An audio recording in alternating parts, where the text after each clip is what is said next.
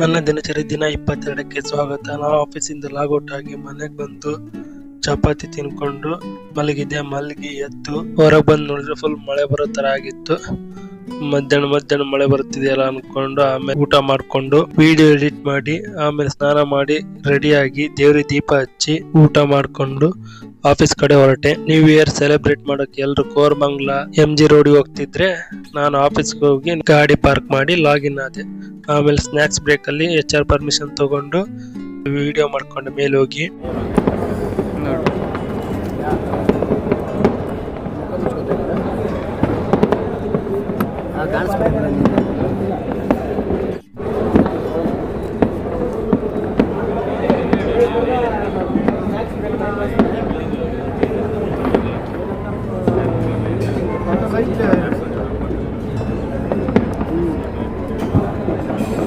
ಎಲ್ಲರೂ ಪಟಾಕಿ ಹೊಡೆಯೋದನ್ನು ನಾವು ಆಫೀಸಿಂದ ನೋಡೋದಾಯ್ತು. ಬರೀ ನಾವು ಯಾವ ಪಟಾಕಿ ಹೊಡೆಯೋದು ಅನ್ಕೊಂಡು ಆಮೇಲೆ ಸ್ನ್ಯಾಕ್ಸ್ ತಿನ್ಕೊಂಡು ಸ್ವಲ್ಪ ಹೊತ್ತು HR ಜೊತೆ ಮಾತಾಡ್ಕೊಂಡು ಆಮೇಲೆ ಕೆಳಗೆ ಬಂದು ವರ್ಕ್ ಮುಗಿಸಿದೆ.